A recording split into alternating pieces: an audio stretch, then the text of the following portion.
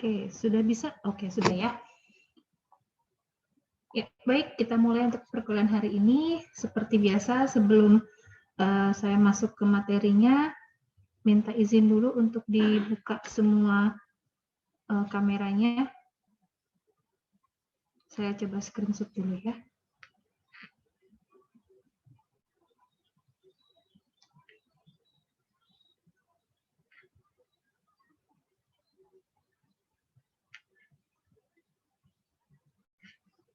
Oke, ini halaman pertama. Kemudian halaman selanjutnya.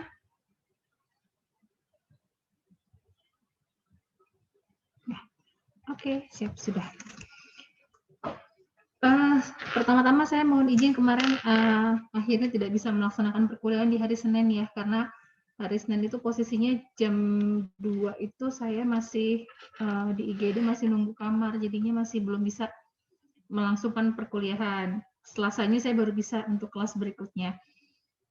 Oke, saya coba share screen. Materi hari ini sudah ada di LMS sebenarnya. Cuma saya nggak tahu sudah dibuka atau belum LMS-nya. Sudah ada di LMS, Miss. Sudah, ya, sudah dibaca, sudah dibuka dan dibaca. Sudah, Miss. Oke. Baik, materinya ini ya, responsibility accounting. Oke, yang kemarin sudah baca, saya coba tanya dulu. Kira-kira materi hari ini itu fokusnya tentang apa ya?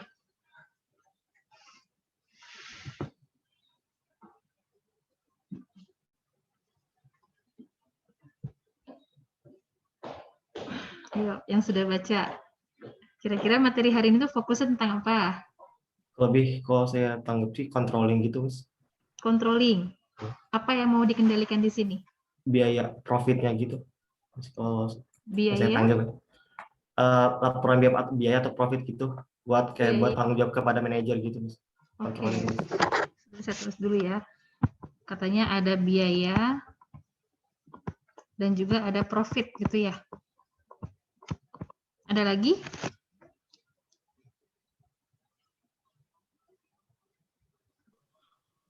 Izin, Miss. Iya, Rudi, silakan. Membandingkan biaya yang dianggarkan sama biaya aktual yang terjadi, Miss. Oke, biaya yang dianggarkan berarti di sini biaya ya, kita masih bicaranya budget versus aktual ya. Oke. Ya, ada lagi nggak yang mau dikendalikan apalagi di sini?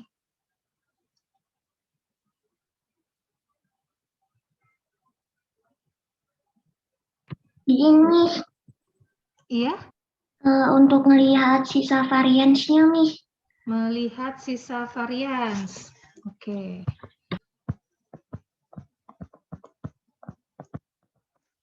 Oke, ada lagi? Izin, Miss. Iya, suaranya kecil banget. Dengan siapa ini? Saya Kurniawan, Miss. Kurniawan. Oke, silakan.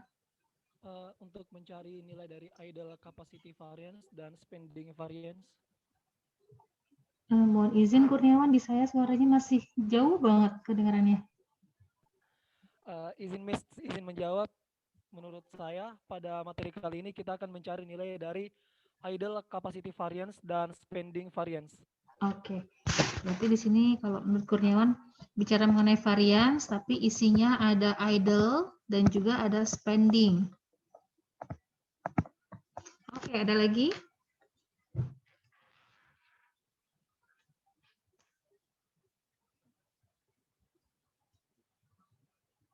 Ada?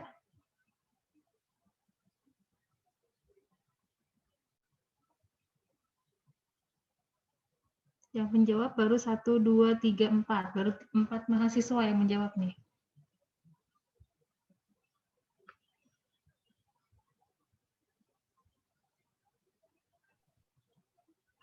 Ayo, ada? Izin, Miss. Iya, dengan siapa ini? Mohon maaf. Zakwan, Miss. Oke, Zakwan. Silakan Zakwan. Hari ini kayaknya kita belajar responsibility reporting, Miss, yang bertujuan untuk memotivasi orang untuk mencapai kinerja yang tinggi dan menyediakan informasi yang berguna untuk manajer dalam pertanggungjawabannya. Oke, berarti ini kalau saya boleh simpulkan, Zakwan ini ngambil semua definisinya ya. Jadi kalau di sini responsibility accounting berarti tujuannya menyajikan satu laporan untuk disajikan kepada manajemen supaya bisa take action gitu kan ya.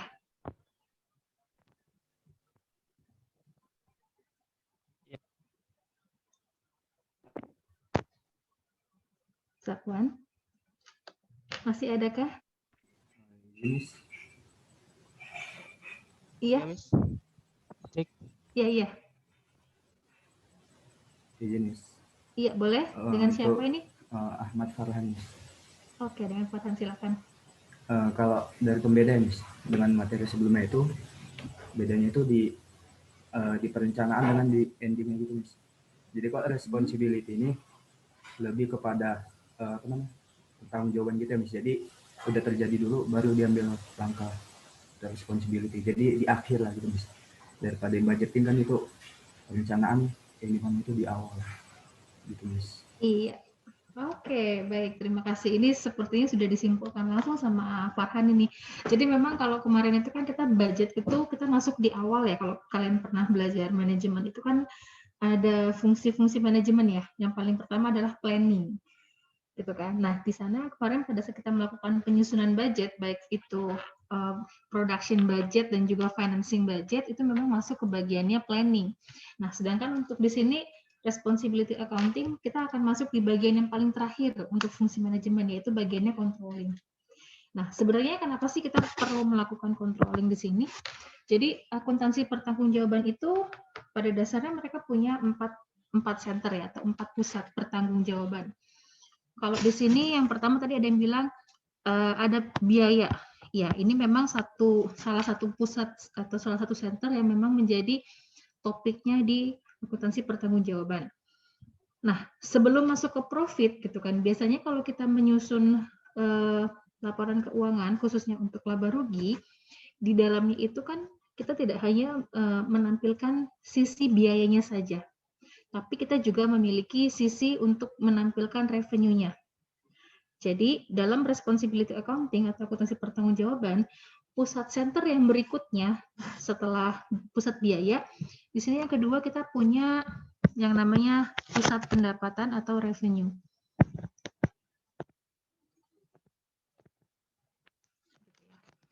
Nah, yang ketiga baru kita akan masuk ke dalam bagiannya profit. Jadi di pusat biaya itu memang mereka seluruhnya itu mengontrol atau mengendalikan terkait dengan kos-kos yang mungkin akan timbul. Sedangkan untuk di pusat pendapatan, di situ mereka fungsinya adalah untuk mengontrol apakah budget yang sudah kita buat, khususnya di sales budget, ada target penjualan di sana, penjualannya itu dapat terrealisasi sesuai dengan yang sudah disusun atau tidak. Kemudian di pusat laba, di pusat laba ini mereka itu untuk melakukan pengendalian atau pengontrolan kira-kira dari revenue dan dari cost yang sudah dikendalikan tadi gitu kan ya, apakah betul tercipta profit seperti yang diharapkan. Kan pas kemarin kita belajar anggaran pun kita menyusun budgeted income statement gitu kan ya. Berarti nanti di sana kita akan cek tuh untuk profitnya. Nah, terakhir pusat pertanggungjawaban yang keempat, kita punya yang namanya pusat investasi. Nah, pusat investasi ini itu dia tujuannya adalah untuk ngecek ketika perusahaan itu memiliki yang namanya profit, apakah profitnya ini itu bisa untuk dilakukan penanaman investasi dalam perusahaan atau tidak. Jadi di sini memang 1, 2, 3, 4 ini saling berkaitan, gitu, tidak bisa berdiri sendiri. Nah, terus kalau tadi dibilang katanya responsibility accounting itu bicara mengenai penyandingan antara budget versus aktualnya. Nah, itu betul gitu kan. Jadi di sini mulai chapter ini sampai dengan nanti 2 pertemuan ke depan lagi, kita memang akan bicara mengenai penyandingan untuk budget dengan aktualnya. Di mana ketika kita menyandingkan budget dengan aktual ini, nanti ujung-ujungnya akan tercipta yang namanya variance. Gitu ya. Nah, untuk variance sendiri, memang di sesi responsibility accounting ini yang kelihatan itu baru spending variance dan idle variance, idle capacity variance. Padahal variance itu sendiri nanti macamnya banyak gitu kan. Kita tahu ada 3 faktor biaya yang mempengaruhi cost. Apa aja coba?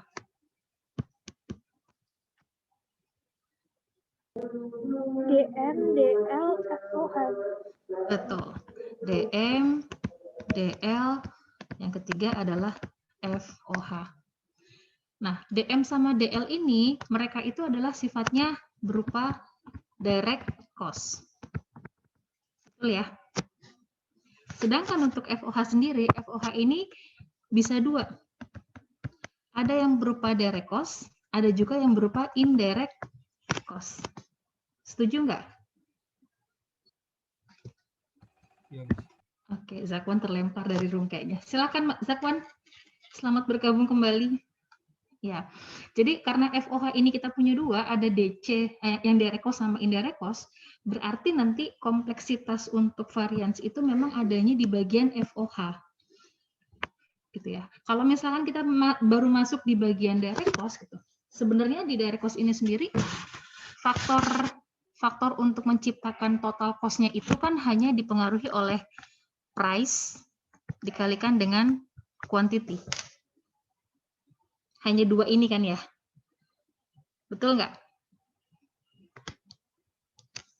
Nah, sehingga kalau misalkan kita buat di sini, untuk si bagian direct cost,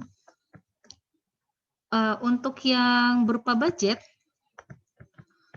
ini biasanya kita punya price yang sudah kita budgetkan, dikalikan dengan Q yang sudah kita targetkan. Setuju? Ini yang kemarin ada di penyusunan budgeting. Nah, kemudian pada saat di sini kita punya aktual, berarti di sini akan kita sandingkan untuk price secara aktual setelah terjadi di lapangannya seperti apa. Ini kita kalikan dengan kuantitas yang memang secara realnya terjadi seperti apa. Setuju ya? Setuju nggak? Setuju, Miss. Setuju, oke. Nah, kemudian ketika ini kita mau mengecek antara budget dengan si actual ini, kemungkinannya adalah adanya pergeseran atau perubahan untuk price, ini yang pertama. Atau yang kedua, adanya pergeseran untuk quantity. Gitu. Jadi nanti kalau kita masuk di topik yang pertama terkait dengan direct cost, untuk standar costing di bagian direct cost ini memang isinya hanya 2. Mereka akan bicara mengenai selisih price-nya kah atau selisih kuantitasnya. Nah, tapi kalau kita bicara di masalah FOH, karena tadi dia terbagi menjadi 2 macam, 2 jenis biayanya, ada yang direct cost dan ada yang indirect cost. Untuk direct cost, acuannya sama seperti di DM dan DL. Tapi untuk indirect cost, nanti di sini kita punya tambahan satu yang namanya idle. Artinya cost-nya sudah terjadi, tapi cost-nya itu tidak bisa dimanfaatkan sampai dengan batas maksimum atau level kapasitas maksimumnya si misalkan peralatannya tidak dimanfaatkan secara maksimum. Terus untuk bayar sewa gedung, misalkan sewa gedung ini nggak dipakai secara maksimum. Sehingga nanti akan timbul yang namanya idle capacity. Nah, terus kenapa sih Miss kalau misalkan di sini di responsibility accounting kok di sesi ini kita cuma membahas 2 ini aja gitu kan ya? Karena di sesi ini memang kita sebenarnya hanya mengecek secara keseluruhan gitu kan, secara keseluruhan yang disebut variance itu seperti apa. Jadi secara keseluruhan yang disebut sebagai variance itu ya hanya spending. Spending itu menyangkut P dengan Q gitu kan, ini spending. Terus satunya lagi adalah idle. Idle ini adalah menyangkut terkait dengan si FOH tadi. Gitu. Jadi kalau mau digambarin kayak pohon piramid, ini tuh adalah level yang paling basic yang belum detail. Jadi untuk responsibility accounting kali ini variance yang kita pelajari memang belum detail. Oke, jadi seperti itu preview untuk pelajaran hari ini. Kira-kira ada yang mau ditanyakan dulu sebelum kita lanjut?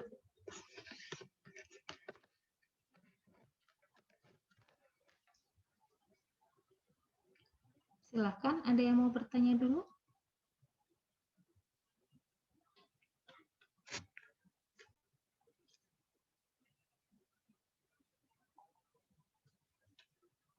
Yuk, kok diam semua nih?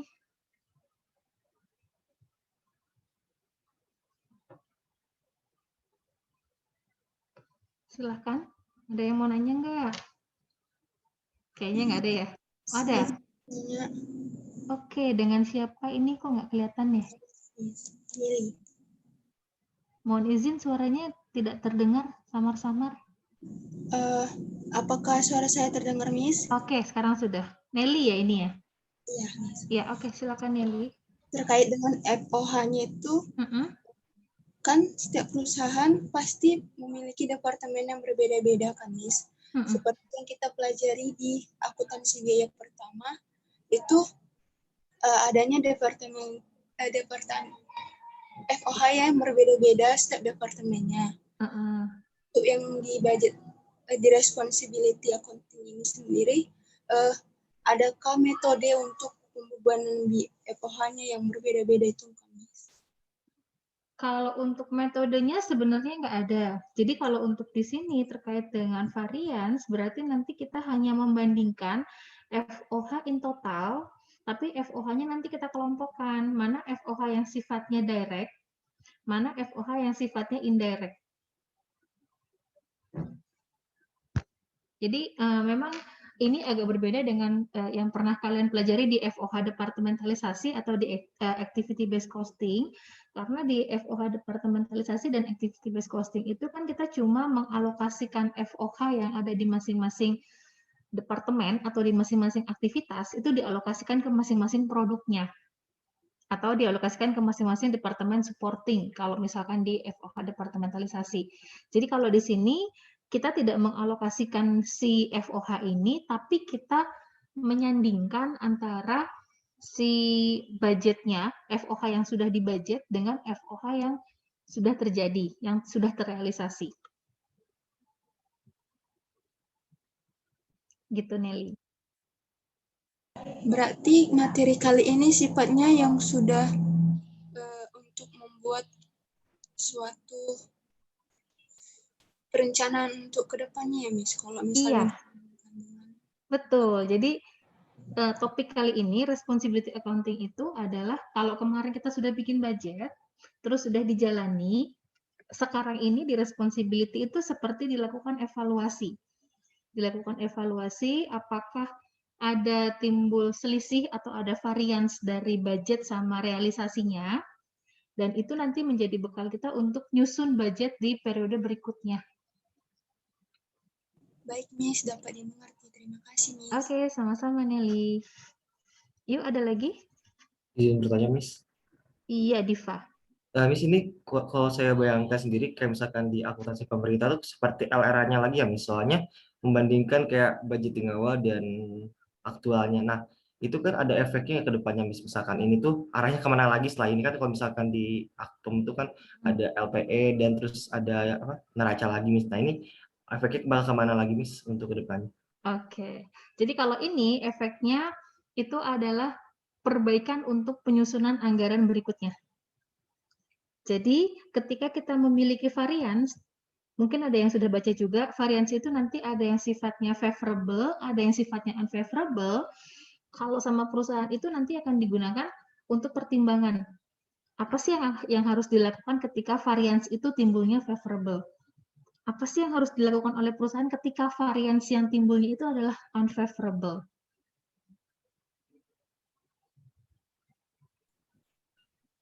Jadi, Miss, berarti lebih memengaruhi keputusan ya, Miss? Iya, decision making, betul.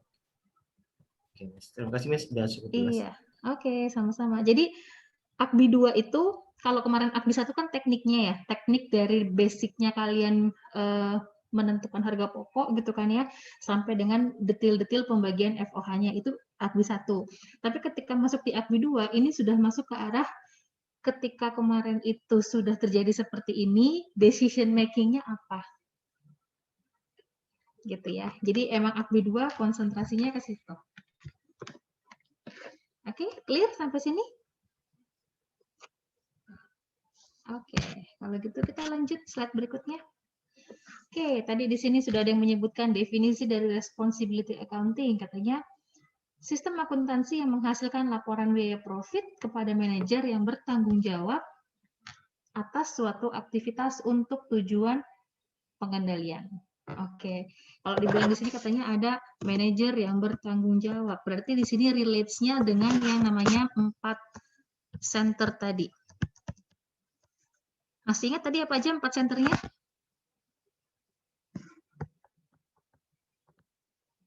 Biaya pendapatan, Pendapatan, profit, Oke. dan investasi. Iya, betul. Biaya, pendapatan, profit, dan investasi.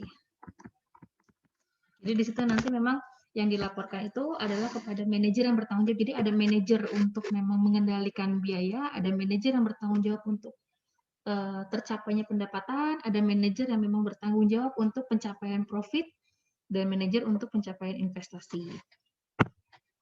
Nah, di sini tujuannya katanya untuk menyediakan manajemen dengan alat kontrol biaya yang berguna.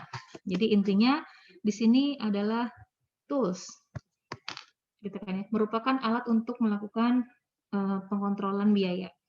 Yang kedua, tujuannya katanya supaya lebih efektif, sistem akuntansi pertanggungjawaban ini mencatat dan melaporkan biaya yang timbul sebagai akibat dari setiap aktivitas kepada individu di perusahaan yang bertanggung jawab untuk mengendalikan aktivitas. Jadi artinya di sini adalah pencatatan dan pelaporan biaya yang timbul. Jadi memang ini dua hal yang merupakan tujuan dari responsibility accounting.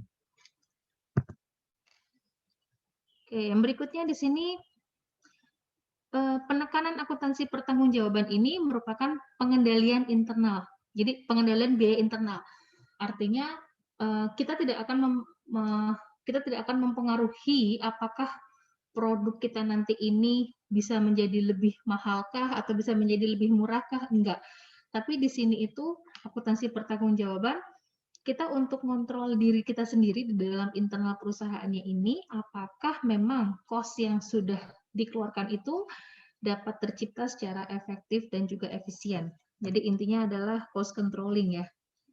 Internal cost controlling, kemudian biaya yang terjadi itu harus ada perwujudannya. Jadi ketika dia sudah dikeluarkan, outputnya itu harus ada.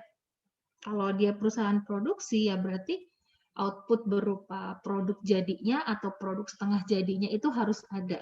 Makanya di sini biaya yang dikeluarkan oleh suatu kegiatan atau kelompok kegiatan. Jadi bukan hanya pengeluaran secara fiktif. Contoh di sini, ilustrasinya ada perusahaan Paloma Corporation, dia punya 2 departemen produksi. Terdiri atas fabricating dan juga assembly. Satunya lagi adalah maintenance dan power. Jadi 2 production department dan juga 2 departemen pendukung ya. Ilustrasi yang pertama di sini, maintenance department itu membebankan biayanya menggunakan single billing rates. Jadi si maintenance ini dia pakai tarifnya tarif satuannya adalah tarif single. Bisa jadi dia nanti di sini alokasinya itu menggunakan mesin hour. Belum saya ganti. Bisa jadi acuan nanti pembebanannya adalah menggunakan mesin hour gitu kan ya. Sedangkan di power, nah power ini kenapa dikatakan dia menggunakan multiple billing rates?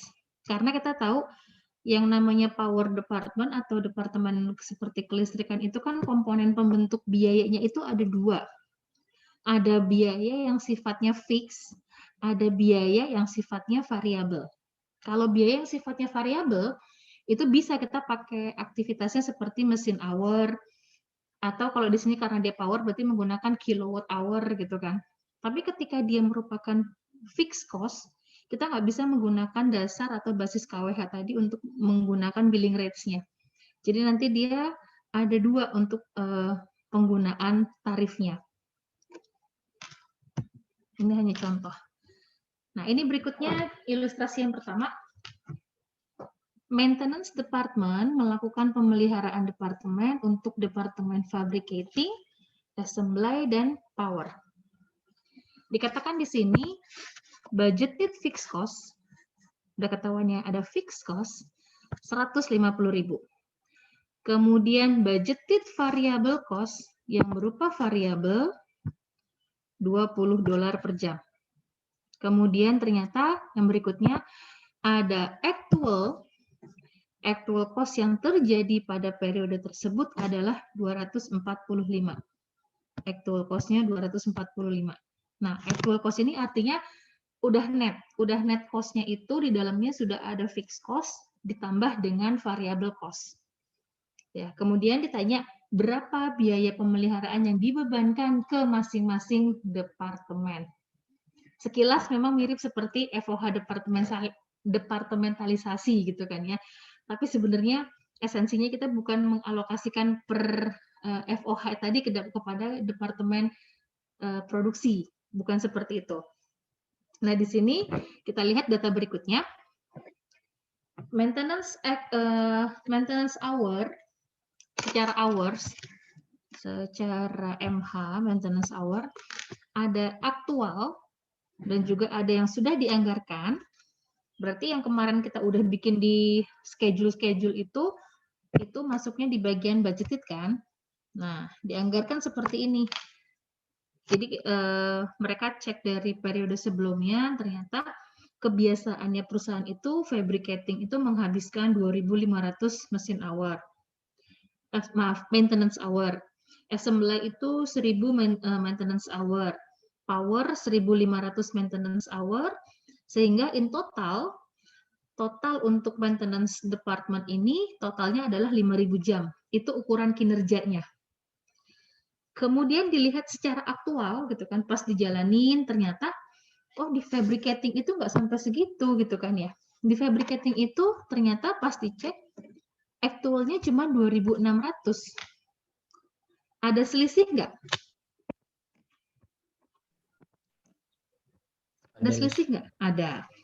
Ada selisih sebanyak 100 jam gitu kan ya, 100 jam maintenance hour. Di assembly dengan yang tadinya dia budgetkan 1.000 maintenance hour, ternyata secara aktual ini hanya 800 jam saja. Power juga awalnya dibudgetkan 1.500, ternyata hanya 1.200 jam saja. Secara total dari 5.000 ukuran kinerjanya maintenance department ini hanya 4.600 jam saja yang bisa terrealisasi. Kalau cuma dikasih data seperti ini, menurut kalian maintenance hour itu kerjanya efektif dan efisien atau enggak?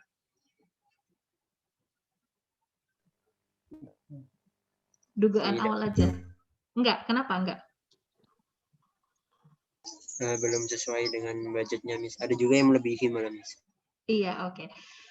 Kalau lihat kayak gini berarti kan karena tadi apa yang udah dibudgetkan nggak sesuai sama aktual gitu kan. Jadi seolah-olah ini kayaknya nggak bagus gitu kan ya. Nah, kita nggak bisa ngambil keputusan seperti itu. Berarti ini harus kita bedah lagi. Sekarang kita lihat. Ternyata di sana untuk budgeted fixed cost itu nilainya adalah $150.000. $150.000 ini itu dipergunakan atau diestimasi untuk penggunaan 5.000 jam. Artinya per jamnya untuk tarif fixed cost itu akan kena tarif sebesar 150.000 dibagi dengan 5.000 jam. Setuju ya? Dapatlah $30. Kemudian dikatakan yang kedua, budgeted variable cost itu nilainya adalah $20 per jam. Jadi variable cost-nya itu yang dianggarkan adalah $20.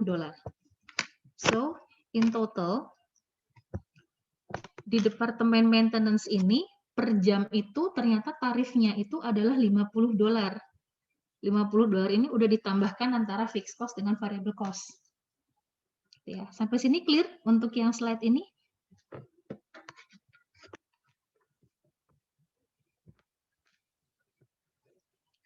Ada yang mau nanya dulu sebelum saya lanjut ke slide berikutnya? Miss, izin bertanya lagi, Miss. Iya, Diva, silakan. Ini berarti kalau misalkan dilihat-lihat pakai activity based costing ya, Miss? Bukan nggak pakai itu ya, traditional costing nih? Atau gimana, Kalau Miss? dilihat apakah ini pakai activity based costing atau pakai traditional costing gitu ya. Ini sebenarnya lebih ke arah jadi gini, pembagiannya itu kita punya traditional costing sama yang modern costing gitu kan. Traditional costing itu isinya hanya job order, terus ada satu lagi apa? Proses costing gitu kan ya. Itu yang tradisional. Nah, terus kalau yang tadi modern itu isinya apa? Ada activity based costing. Terus ada apa lagi? Ada juga yang namanya zero based budgeting kalau di pemerintahan seperti itu kan. Nah, kalau di kita mungkin karena kita biasanya pakai namanya ABC, jadi biasanya membandingkan antara tradisional sama activity based costing gitu ya. Betul nggak, Diva? Iya, Miss. Ya. Jadi secara nggak langsung, apakah ini mirip seperti activity based costing? Sedikit mirip. Tapi di sini kita baru membagi untuk anggaran yang tadi sudah dibikin itu, supaya ketahuan nih. Kalau tadi kan saya segelondongan nih di atas nih. Cuma diketahui ini loh total budget FOH-nya seperti ini. Tapi kalau ditanya sebenarnya per jam itu kena berapa? Nah, ini fixed cost-nya ini harus dicarikan dulu untuk standarnya berapa? Standarnya untuk 5.000 jam. Makanya tadi dicari dulu fixed cost per hour-nya kena berapa. Variable cost per hour-nya kena berapa. Kalau sudah di total. Inilah total cost untuk budgetnya. Sampai sini kira-kira seperti itu, Diva. Ya, Miss. Terima kasih, Miss. Oke. Ada yang mau nanya lagi nggak?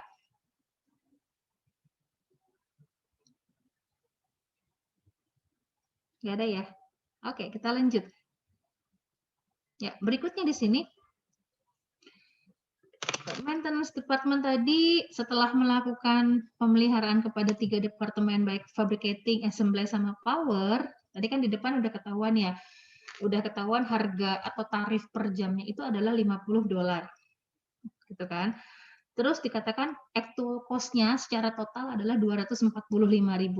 Nah, sekarang tugas kita adalah memasukkan apa yang tadi sudah dihitung di depan itu, kita masukkan di sini.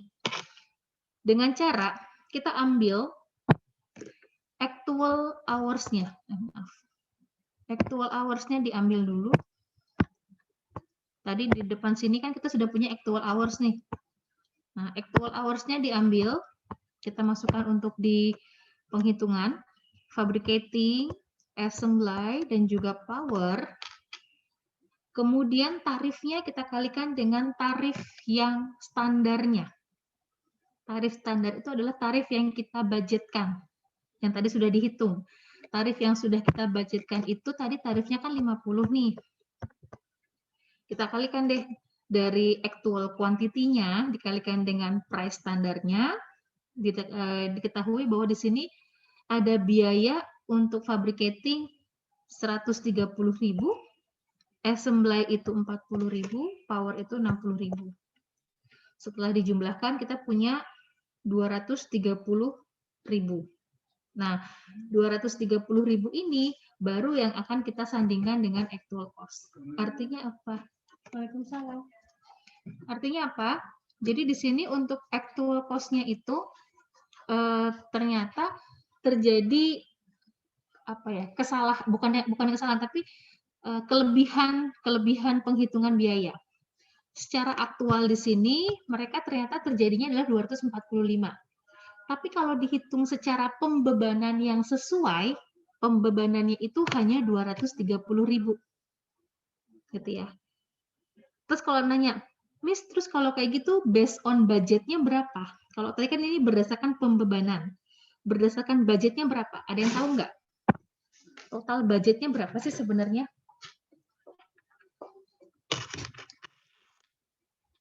Ada yang tahu?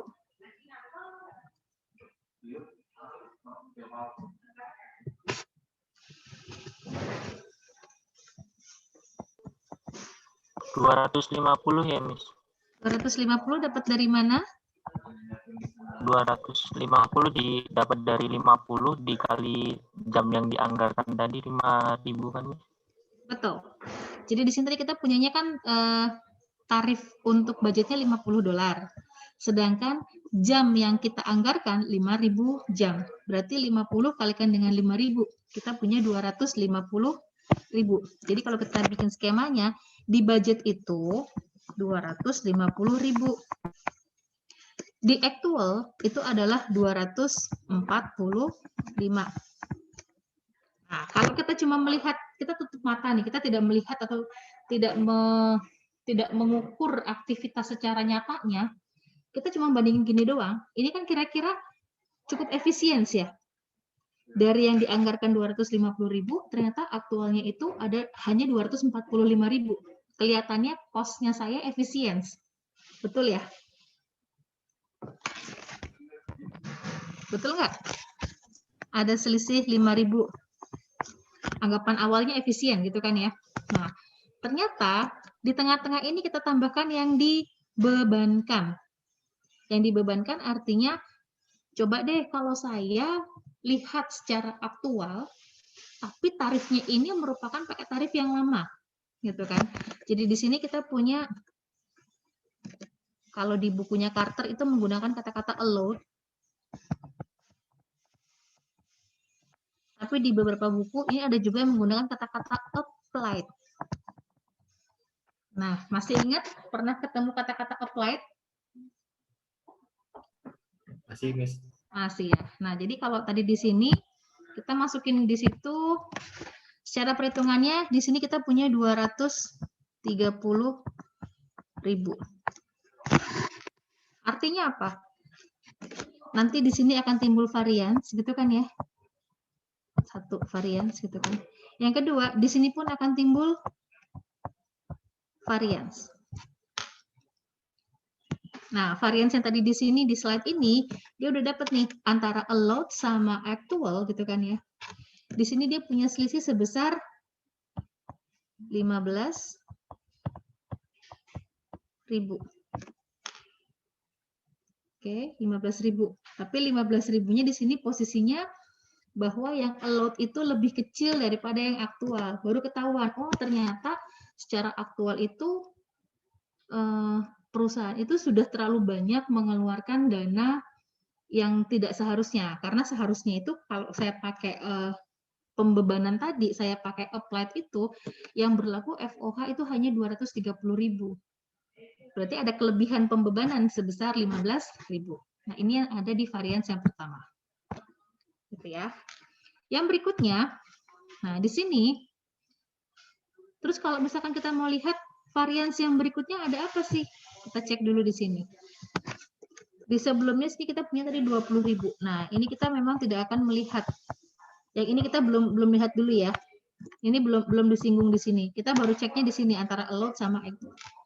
Yang berikutnya di sini kita mau lihatnya apa? Yang di sini berikutnya adalah antara budgeted fixed cost, gitu kan ya. Yang tadi sudah disusun di sana sebesar 150.000. Itu kalau budgetnya fixed cost-nya yang sudah dianggarkan, saya mau lihat dengan fixed cost yang dibebankan. Jadi dia hanya membedah antara fixed cost saja. Ketika saya membedah antara fixed cost saja, tadi kan secara nyatanya itu aktual itu adalah 4.600 jam. Dikalikan dengan tarif fixed cost yang dianggarkan adalah 30. Jadi di sini dia ngeluarin yang namanya si variable cost. Karena dia menganggap bahwa variable cost itu ya mau dipakai di budget, mau dipakai di aktual, selama tarifnya tidak berubah ya akan sama. Gitu kan ya. Tapi ketika di sini kita masuk fixed cost gitu kan. Fixed cost itu misalkan kita punya mesin, mobil lah, kita punya mobil. Mobil ini estimasinya bisa jalan 20.000 km. Itu estimasi awal, maksimum 20.000 km. Terus ternyata perusahaan itu hanya menggunakan mobil tersebut untuk jarak tempuh sejauh 15.000 km. Berarti kira-kira penggunaan mobil tadi itu efisien nggak? Kurang efisien. Kurang efisien. Kenapa? Karena tidak dimaksimumkan, kan ya? Betul? Betul, Miss. Nah, itu yang di dalam akuntansi biaya kita sebut sebagai kapasitas yang idle. Atau idle capacity. Gitu ya. Nah, sekarang kalau dilihat secara budgeted fixed cost, variance-nya itu selisihnya adalah 150.000 budgeted dengan yang di allowed itu 138, itu adalah 12.000 gitu kan. Nah, sekarang kalau dilihat tadi, loh Miss, tadi kan di sini selisihnya 15.000 gitu kan. Iya, betul. Sebenarnya kan 15.000 itu tadi di sini isinya untuk total cost yang sudah terisi antara fixed cost sama variable cost. Tapi manajemen kan nggak mau selesai sampai di situ. Kalau lihat seperti ini seolah-olah actual ini salah terus nih. Actualnya kelebihan. Berarti kamu nggak efisien segala macam gitu kan. Ketika dicek lebih lanjut, apa iya sampai dengan variabelnya nggak efisien? Variabelnya kan nggak salah nih. Ternyata ceklah ke sini. Oh, ternyata di fixed cost-nya itu ada masalah. Masalahnya apa? Tadi kan ada selisih jam di sini kan? Nah, selisih jam inilah yang kita sebut sebagai idle. Berarti kalau udah kayak gini, nanti bisa ketahuan tuh. Kalau kayak gitu salahnya siapa nih? Gitu kan? Selisih yang 3.000 tadi, itu yang kita sebut sebagai spending variance. Terjadi, ini kemungkinannya ya, bisa jadi karena departemen pemeliharaan itu tidak efisien. Jadi jamnya itu tidak dimaksimumkan tadi seperti kasus ini. Atau yang kedua, bisa jadi sebenarnya jamnya itu memang segitu, tapi ternyata biaya overhead-nya ini ada kenaikan, gitu kan? Atau yang ketiga, emang dari awal bikin budgetnya yang salah. Nah, ini nanti yang akan ditindaklanjuti sama pusat biaya. Sampai sini clear?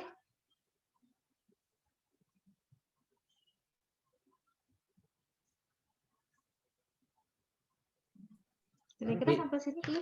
Ya? Miss izin bertanya, Miss. Ini kalau misalkan saya melihat sini ke lebih menyinggung FOH, tapi untuk DM dan DL-nya kemana ini ya, Miss? Perihal hal ini. Di sini kita belum menyinggung DMDL-nya, Diva. Karena di sini adalah kalau manajemen itu kan ketika awal rapat gitu ya, mereka tuh nggak mau dipusingin sama yang detailnya dulu. Pokoknya lihat secara garis besarnya, apakah ada inefisiensi dan inefektivitas atau enggak. Cuma itu dulu. Ini di awal. Nah, ketika nanti sudah selesai itu, ini baru akan di breakdown lebih lanjut. Baik, Miss. Terima kasih, Miss. Iya, sabar ya Diva. Kita masih ada pertemuan di Senin besok loh untuk DM-nya. DM dan DL kalau nggak salah. Oke. Silakan, ada lagi yang mau bertanya?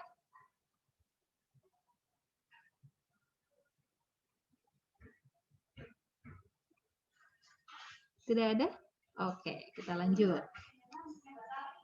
Ilustrasi kedua. Di sini dikatakan budgeted fixed cost gitu kan. Nilainya adalah 50.000. Variable cost-nya ini budgetnya semua. Fixed cost 50.000. Terus dikatakan yang berikutnya variable cost ini juga masih budget, nilainya 0,10 per kWh. Terus secara aktual, ini secara aktualnya cost-nya adalah 75. Gitu ya. Terus dikatakan di sana dikasih data tuh, daya listrik maksimum dan penggunaan aktual adalah sebagai berikut. Kemudian berdasarkan budget yang sudah disusun gitu kan, di fabricating itu budgetnya adalah 150.000 kWh, assembly 80.000 kWh, maintenance 20.000 kWh, dalam jumlah totalnya adalah 250.000 kWh. Jadi boleh dikatakan bahwa di sini tarif fixed cost tadi yang sebesar 50.000 di sini itu digunakan untuk mengakomodir pembebanan dengan total 250.000 kWh. Sehingga di sini secara total biaya fixed cost per kWh-nya adalah 0,2 dan biaya variable cost per kWh-nya adalah 0,1. Jadi kalau dijumlahkan total cost-nya secara budget adalah 0,3 per kWh. Terus di bawahnya kasih data nih, actual kWh yang digunakan fabricating 145.000, assembly 70, maintenance 15, secara total adalah 230.000. Oke, terus di sana dia bilang karena jumlah listrik yang digunakan controllable by user, maka power department menggunakan two rate billing structure. Yang pertama, fixed cost dibebankan berdasarkan kapasitas yang disediakan atau KWH maksimum, dan variable cost dibebankan berdasarkan KWH aktual. Gitu ya. Kasus-kasus yang kayak gini tuh yang pakai double billing rate atau two rate billing structure itu bisa listrik, telepon, air gitu ya. Selama listrik, telepon, dan air ini bukan merupakan komponen yang kayak kalau misalnya kita listrik itu kan kita beli token gitu kan ya. Sebenarnya token listrik pun itu kalau dibedah struktur biaya di dalamnya itu ada fix dan ada cost variable cost-nya. Tapi kalau secara langsung di total tagihan atau total token yang sering kalian beli itu nggak pernah kelihatan. Itu cuma dibilang total KWH yang didapat. Jadi kita biasanya kan langsung membagi tuh dari total cost yang dikeluarkan dibagi dengan total KWH yang didapat. Tapi sebenarnya di dalam KWH-nya itu, di dalam harga per KWH-nya isinya sudah dalam bentuk fixed cost ditambah dengan variable cost. Nah, kita selesaikan di sini. Berdasarkan perhitungan tadi, kita hitung di sana maksimum KWH yang tersedia, tadi pakai data yang di awal, fabricating 150.000, assembly 80.000, maintenance 20.000. Kita kalikan dengan tarif fixed cost rate-nya. Gitu kan? Kalikan dengan tarif fixed cost rate-nya tadi yang 0,2, didapatlah ini tarif fixed cost secara keseluruhan. Gitu kan ya. Kemudian untuk KWH yang digunakan, KWH-nya itu berdasarkan actual KWH-nya. Tadi cek di sana, actual KWH-nya itu adalah 145.000 tambah dengan 70.000 di assembly dan maintenance 15. Ini kita kalikan dengan tarifnya yang ada yaitu sebesar 0,1. Ya. Jadi setelah dikalikan ternyata di sana untuk variable cost-nya itu nilainya adalah 14.500, 7.000, dan 1.500. Jumlahnya adalah 23. Kalau sudah dijumlahkan di bawahnya total cost yang kita cas kepada pembeli atau kepada pelanggan, nah ini totalnya 73.000. Kalau lihat di yang tadi sebelumnya ternyata actual cost-nya itu kalau nggak salah tadi 70. Nah, 75.000 ya ini actual cost-nya. Ternyata setelah dibedah, actual cost itu hanya 73.000. Sehingga di sana kita akan punya variance, nilainya adalah 2.000, sifatnya adalah unfavorable. Nah, jadi variance itu nanti kita punya dua kategorinya. Ada variance yang favorable, ada variance yang unfavorable. Tapi kita lihat dulu nih, misalkan gini contoh. Di sini saya budget. Satunya lagi saya aktual. Kalau saya lagi bicara masalah biaya, misalkan di sini budgetnya itu adalah 20.000, ternyata secara aktual di sini saya terjadi 21.000. Ini kira-kira kondisinya efisien atau enggak? Tidak ya. Ketika tidak ada efisien, berarti kan di sini saya punya variance nih. Ada variance sebesar 1.000 dan ini yang sifatnya adalah unfavorable. Jadi nanti mulai hari ini sampai dengan 2 minggu ke depan itu, kalau kita bicara mengenai masalah standar costing, itu tidak hanya menselisihkan secara angka, tapi kalian harus memberikan atau membubuhkan apakah dia unfavorable ataukah favorable. Yang kedua, misalkan di sini saya lagi bicara mengenai masalah apa ya? Sales. Oke. Secara budget gitu ya. Budget itu salesnya adalah 40.000 in dolar. Secara aktual di sini budgetnya aktualnya salesnya adalah 48.000. Kondisi salesnya ini bagus nggak? Bagus. Bagus. Bagus. Kenapa? Karena lebih tinggi. Lebih besar daripada estimasinya. Iya, betul. Kalau di posisinya sales seperti ini, berarti kan dia bisa menghasilkan pendapatan yang lebih daripada yang dianggarkan. Jadi kondisi kayak gini, kita punya varian sebesar 8.000, tapi ini kondisinya adalah favorable. Gitu ya. Terus misalkan saya bicara lagi, saya ambil FOH-nya, misalkan di sini adalah sewa aja deh. Biaya sewa, misalkan dibudgetkan biaya sewanya ini adalah 28.000. Secara aktualnya ternyata biaya sewanya adalah 27.000. Kondisi ini gimana? Favorable. Favorable. Favorable, betul. Oke, ada favorable sebesar 1.000 ya. Sampai sini clear ya? Ya, jadi nanti pas ngerjain jangan sampai U sama F-nya itu kelewat gitu kan. Karena justru yang paling penting selain menselisihkan antara budget sama aktualnya, ini tanda U sama F ini yang saya tunggu gitu kan. Oke, next berikutnya. Nah, ini sebenarnya hanya untuk kemarin tuh di kelas sebelah ada nanya-nanya gitu kan. Miss, kenapa sih kok di soal itu bisa kayak gini gitu kan. Jadi di sini kalau kita bicara mengenai masalah anggaran gitu kan ya, di dalamnya itu faktor pembentuknya ada price dan ada Q. Sedangkan di sini di anggaran berarti price yang sudah kita anggarkan dikalikan dengan Q yang sudah kita anggarkan. Secara aktual gitu kan, ini kita bikin anggarannya di 2020 untuk 2021. Berarti secara aktual nanti pas direalisasikan di 2021 kita akan bikin price-nya berdasarkan harga aktual saat 2021, Q-nya berdasarkan harga aktual di 2021. Gitu ya. Nah, ini kondisi yang namanya disebut sebagai flexible budget. Flexible budget. Jadi budgetnya itu ketika melihat seperti ini, kalau saya ilangin yang tengah-tengah, ini tengah-tengah saya ilangin dan saya tanda silang di sini, artinya saya cuma tutup mata nih, saya hanya membandingkan antara anggaran sama aktual, kan kelihatannya cukup kaku. Pokoknya semua langsung dibandingin brek antara total anggaran gitu kan ya, bandingin dengan total aktual. Nggak peduli apakah nanti ternyata masalahnya ada di Q ataukah masalahnya ada di P. Nah, dibentuklah di sini flexible budget, tengah-tengahnya ini ada yang namanya allowed. Yang tadi saya sudah bilang di depan, allowed itu ambil dari price-nya budget, untuk Q-nya dia ambil dari Q aktual. Gitu ya. Terus yang bawah ini apa? Yang bawah ini kemarin ada yang nanya, mungkin nggak sih Miss kalau misalkan yang diambil itu adalah price aktual, tapi kuantitasnya adalah kuantitas budget. Mungkin nggak?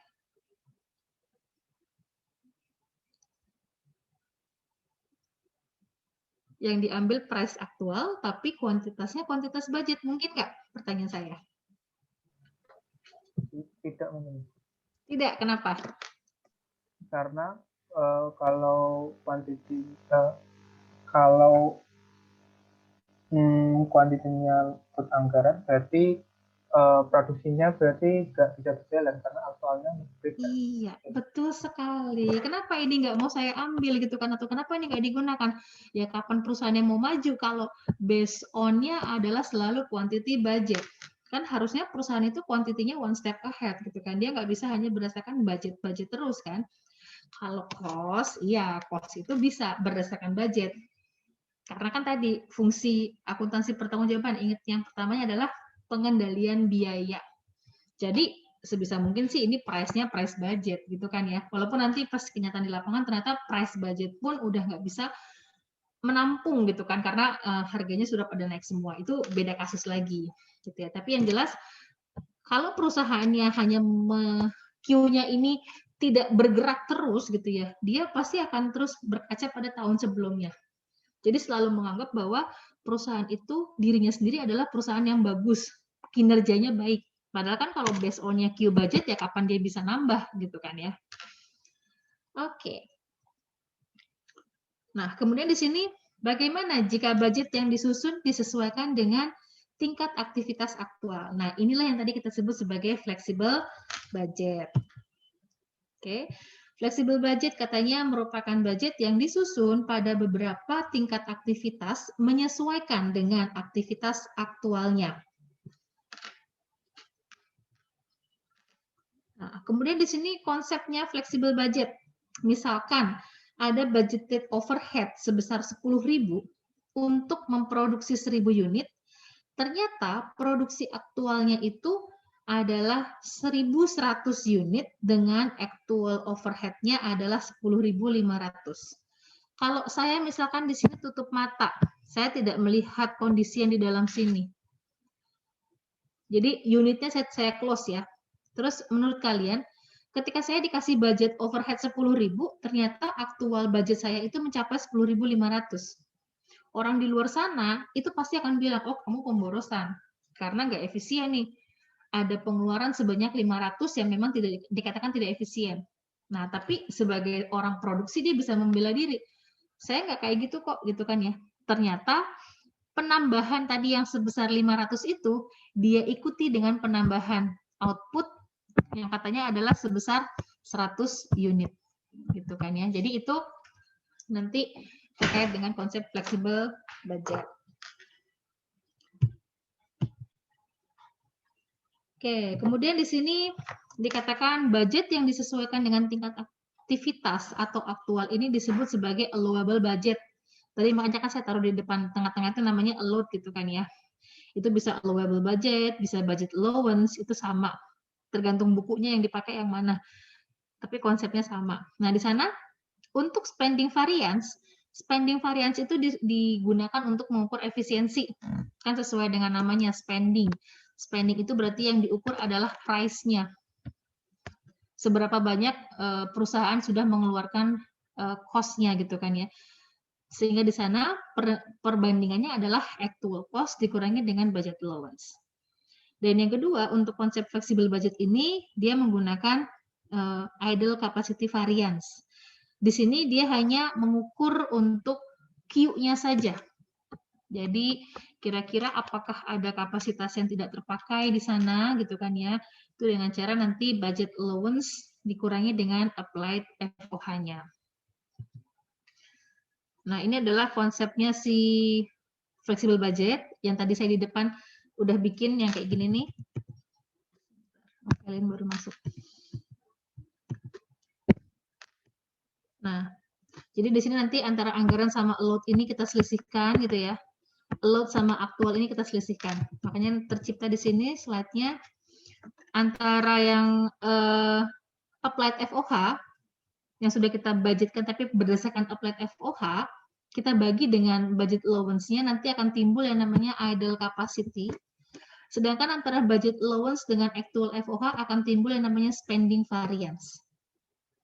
Kok bisa miss? Nah, kita bedah lagi tadi di sini. Apa namanya spending variance? Coba kalian lihat antara load dengan aktual di sini, apa sih yang membuat mereka beda? Price-nya, Miss. Price-nya, betul. Price budget, ini price aktual. Karena di sini dia membandingkan price, maka namanya spending variance. Terus kalau untuk anggaran, atau di sini saya bilangnya applied ya. Jadi posisi applied itu nanti bisa sama dengan anggaran, atau nanti posisi applied bisa sama dengan load gitu ya. Itu nanti jangan bingung karena itulah konsep flexible budget. Nah, di sini kalau saya bilang applied seperti ini, antara yang dianggarkan dengan load yang beda apanya? Kira-kira yang beda apanya? I-nya, Miss. I-nya, betul. Nah, makanya di sini namanya adalah idle capacity. Sampai sini clear?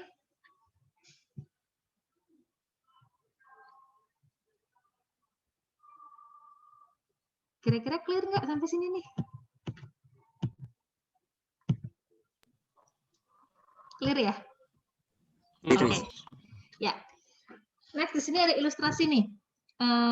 Budgeted FOH sebesar 10.000 untuk memproduksi 1.000 unit terdiri atas variabel FOH yang nilainya adalah 4 kali dengan 1.000 unit.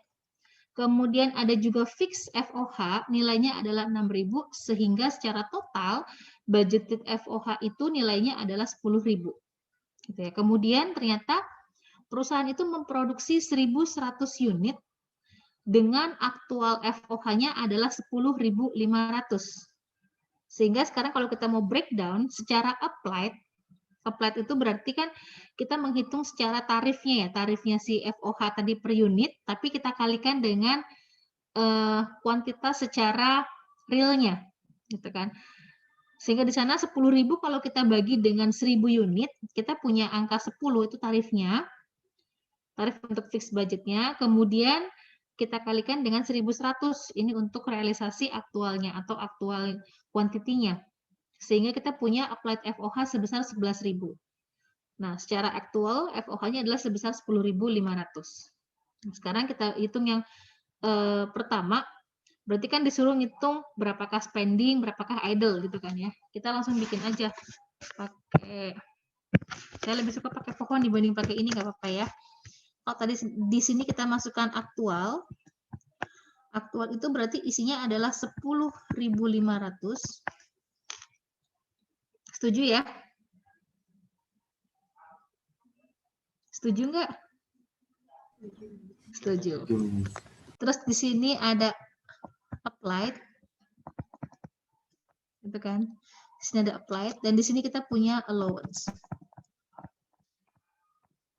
Oke.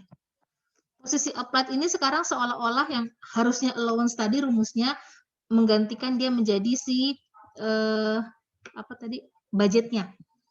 Sehingga di sini, jadi ini harusnya ada satu lagi nih di sini, ini budget. Nah, kayak gini. Ini kalau kita mau lengkapnya. Applied-nya itu didapat hasilnya adalah 11.000. Ya, kalau mau dibudgetkan, budgetnya adalah 10.000. Gitu kan.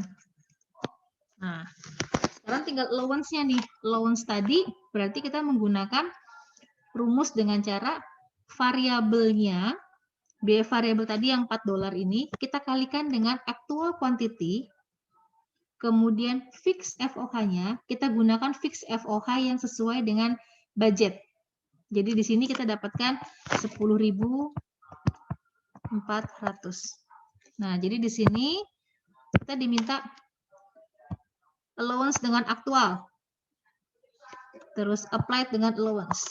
Nah, allowance dengan aktual itu tadi namanya apa? Variance apa di sana? Spending. Spending. Oke, ada selisih sebesar 100. U atau F nih? Atau F? Kenapa U? Kenapa U?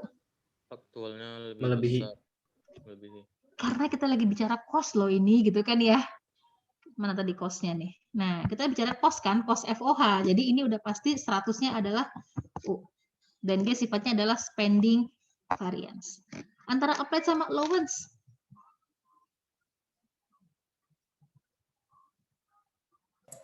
Idle capacity.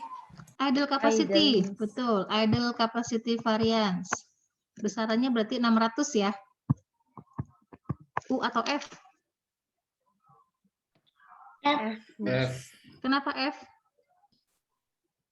Karena cost-nya lebih kecil, Miss. Cost-nya lebih kecil. Ingat loh, kita lagi bicara idle capacity.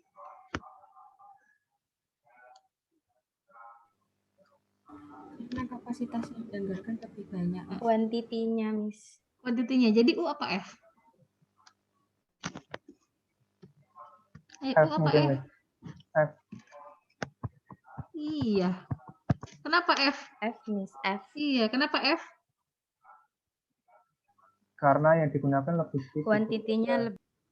Iya, yang digunakan kuantitinya jauh lebih sedikit daripada yang sudah dianggarkan. Benar begitu? Benar F? Benar U? Ayo, yang mana coba? U atau F?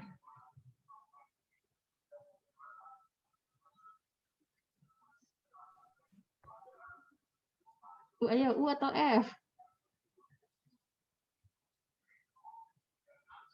Oke. Satu PR buat kalian. Silakan nanti dicari ini ya, satu PR ini ya. Apakah ini harus U ataukah ini harus F? Apakah ini harus F gitu kan? Terus nanti silahkan kalian jelaskan gitu kan. Menurut kalian ini jawabannya apa? Oke, nanti saya akan memberitahukan jawabannya di WhatsApp. Tapi yang jelas ini dijawab dulu, gitu ya. Nah, terus kira-kira dari budget ke applied ini kan juga ada selisih nih. Ini harus diapain nih?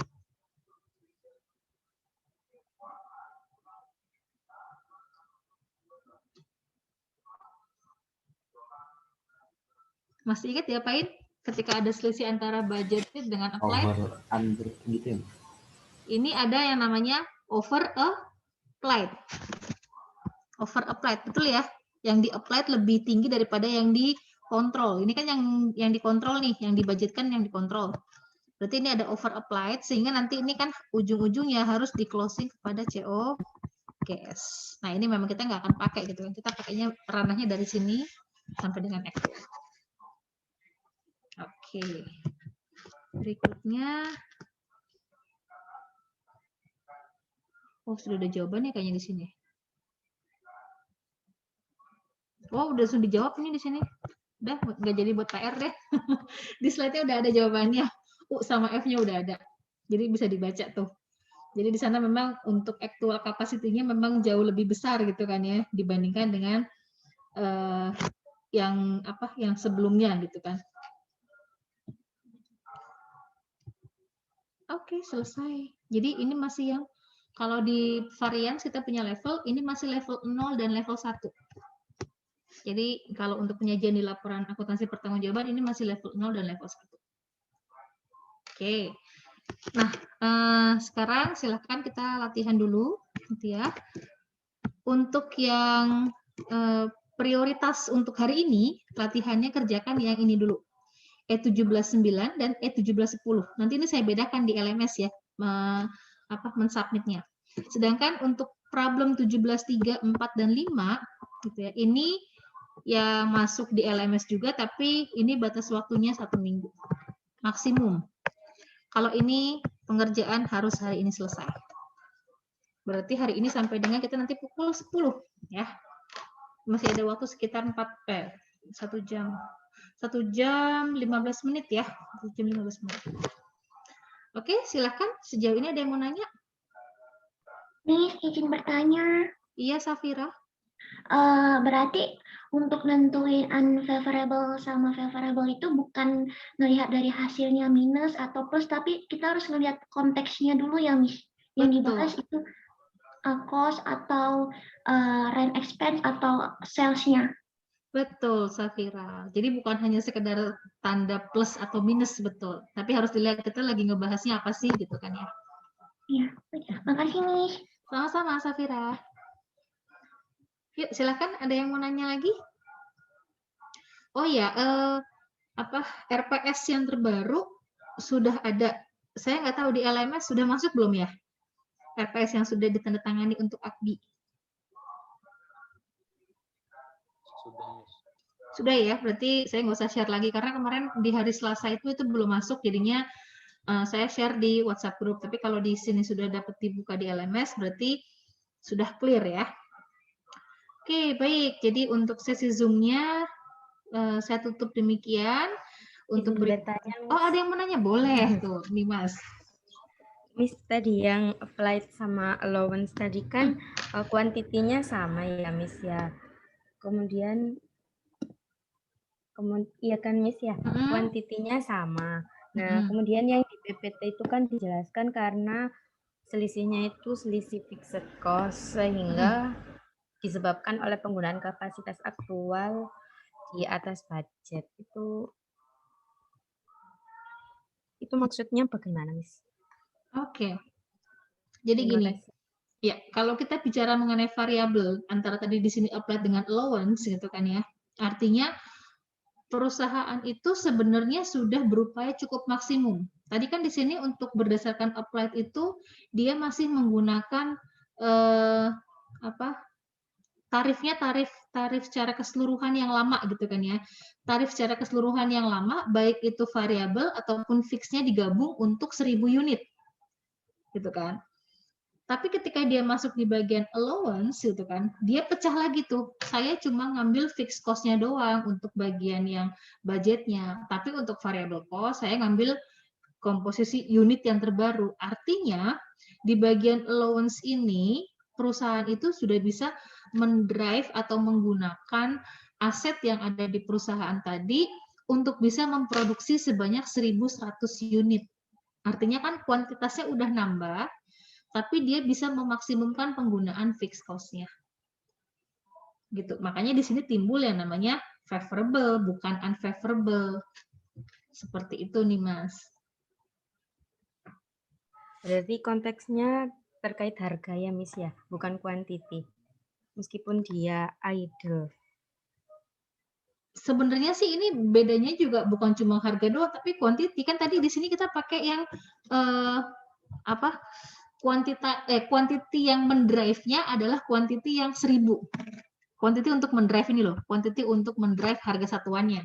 Tapi pada saat saya melaksanakan applied ya, berarti saya meletakkan tarif yang $10 ini untuk kuantitas yang baru. Saya yang menyesuaikan gitu kan. Saya menyesuaikan atau perusahaan yang menyesuaikan dengan cara tarif yang standar tadi tapi disesuaikan dengan kuantitas yang baru gitu. Tapi ketika masuk di allowance itu bilang saya nggak mau tarif yang baru. Tarif yang baru itu hanya untuk variabel. Fixed cost-nya jangan gerak dong. Fixed cost-nya tetap sama seperti pada saat dia berupa 1000 gitu ya. Makanya di sini ada yang namanya allowed budget. Tapi ini pun sebenarnya jadi pertentangan. Artinya gini, apa iya ketika perusahaan itu memiliki fixed cost $6.000 gitu kan, ini kapasitas maksimumnya adalah 10.000, terus dipaksa nih untuk menghasilkan yang 1.100, apakah ini akan tetap sama? Nah, ini kontranya di sini, gitu kan. Sebenarnya sih itu nanti tinggal dikembalikan sama perusahaan ketika melihat fixed cost itu atau fixed FOH itu rentang relevan range-nya itu berapa. Kalau memang dipastikan tidak ada penambahan biaya, berarti allowed budget di sana kita bisa jalankan. Tapi kalau ternyata nanti, oh ternyata ketika saya nambah kuantitas, itu ada efek sampingnya nih. Biaya maintenance-nya mahal gitu kan. Ya itu mau nggak mau nanti nggak bisa pakai juga allowed budget-nya. Gitu ya. Baik-baik, Miss. Terima kasih. Oke. Bertanya, Miss. Iya, Pipin. Saya masih bingung kan di slide disebutkan kalau actual capacity itu lebih besar. Nah, actual capacity itu yang dimaksud itu allowance atau applied-nya sih, Miss? Actual capacity-nya lebih besar. Nah, saya buka yang ini ya. Ini ya. Iya, Miss. Disebabkan oleh penggunaan kapasitas aktual di atas budget. Jadi ini kita tidak bicara mengenai allowance-nya ataukah applied-nya. Artinya tadi kan di bagian allowance ini, allowance yang ada di sini, itu kan saya masih menggunakan tarif fix yang lama. Fix yang 6.000. Gitu kan ya. Saya tidak menggunakan tarif fix yang sudah saya sesuaikan dengan kuantitasnya. Artinya kalau misalkan di sini dibilang penggunaan kapasitas aktual di atas budget. Kan tadi saya punya fixed cost itu adalah 6.000 ya. 6.000 itu untuk kapasitas normalnya adalah 1.000, benar? Tapi ternyata saya bisa loh menggunakan fixed cost ini dengan menghasilkan kapasitas aktual yaitu sebesar 1.100. Makanya di sini ada bacaan disebabkan oleh penggunaan kapasitas aktual yang di atas budget. Ini berarti dari cost itu bisa menggunakan unitnya itu lebih banyak daripada yang dibudgetkan gitu. Betul. Baik, Miss, terima kasih. Iya, sama-sama. Oke, ada lagi?